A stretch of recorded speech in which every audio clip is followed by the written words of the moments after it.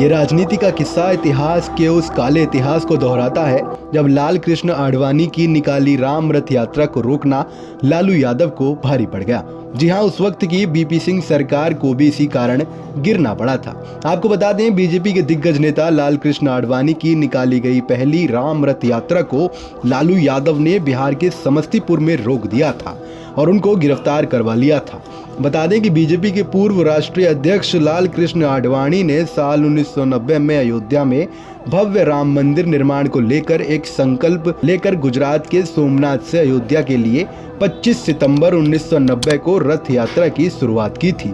देश के कई जगहों से गुजरते हुए ये रथ यात्रा बिहार के अलग अलग जिलों से होते हुए 22 अक्टूबर 1990 को समस्तीपुर जिले में पहुंची थी। 22 अक्टूबर 1990 लाल कृष्ण आडवाणी हाजीपुर के रास्ते रथ यात्रा को लेकर कोटिया होते हुए समस्तीपुर जिले में प्रवेश कर रहे थे। इसी कोटिया में लाल कृष्ण आडवाणी की गिरफ्तारी को लेकर प्रशासन ने योजना बनाई थी, लेकिन रथ यात्रा के साथ राम भक्तों की भीड़ जय श्री राम के नारों के साथ आगे बढ़ रही थी।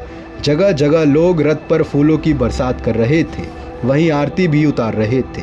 यह देख प्रशासन ने लाल कृष्ण आडवाणी को गिरफ्तार करने की अपनी रणनीति बदल दी। इसके बाद रथ यात्रा धीरे धीरे समस्तीपुर पहुंच गई। इसके अगले दिन यानी 23 अक्टूबर को लाल कृष्ण आडवाणी पटेल मैदान में एक विशाल जनसभा को संबोधित करने वाले थे, जिसको लेकर आरएसएस, बीजेपी और विश्व हिंदू परिषद के कार्यकर्ता तैयारी में जुटे हुए थे। तारीख थी 22 अक्टूबर। लाल कृष्ण आडवाणी रथ यात्रा के साथ समस्तीपुर स्थित सर्किट हाउस में करीब रात के 11 बजे पहुंचे थे। प्रशासन ने उन्हें कमरा नंबर 7 अलॉट किया था, जिसमें लाल कृष्ण आडवाणी आराम करने चले गए। उनके साथ बीजेपी के नेता कैलाशपति मिश्र भी थे, जो इस दूसरे कमरे में ठहरे हुए थे।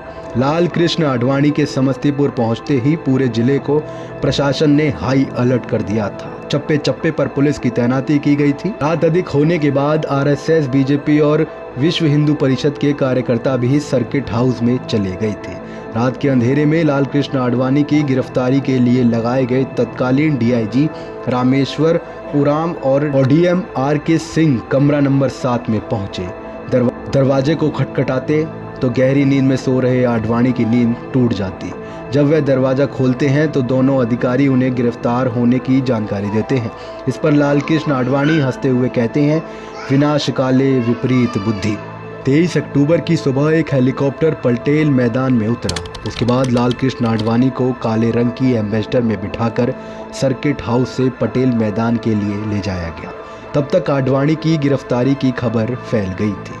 समर्थक उनके एम्बेसडर को रोकने की कोशिश करने लगे, जिसके बाद पुलिस ने भीड़ पर लाठीचार्ज कर दिया।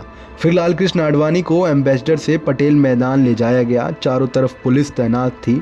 आडवाणी को हेलीकॉप्टर में बिठाया गया। इस बीच भीड़ जय श्री राम के नारे लगाते हुए पत्थरबाजी करने लगी, लेकिन हेलीकॉप्टर से दोनों अधिकारी लाल कृष्ण आडवाणी को लेकर मसानजोर, जो अब झारखंड में पड़ता है, के लिए उड़ गए थे।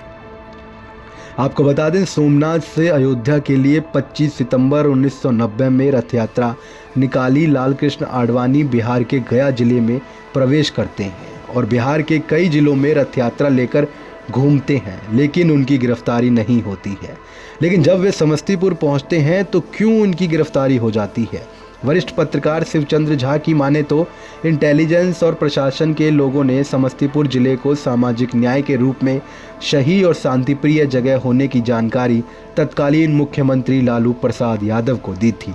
यही वजह रही कि समस्तीपुर को ही लाल कृष्ण आडवाणी के रथ को रोकने के साथ गिरफ्तार करने के लिए चुना गया और बीपी सिंह की सरकार से बीजेपी ने अपना समर्थन वापस ले लिया। इतिहास का ये एक ऐसा पन्ना जो लाल कृष्ण आडवाणी के साथ हिंदुत्व की राजनीति में बड़ा इतिहास बनकर निकला और भाजपा ने आज 22 तारीख को राम मंदिर का उद्घाटन कर पूरे देश में राम रथ यात्रा की पहचान को फिर से याद दिलाया।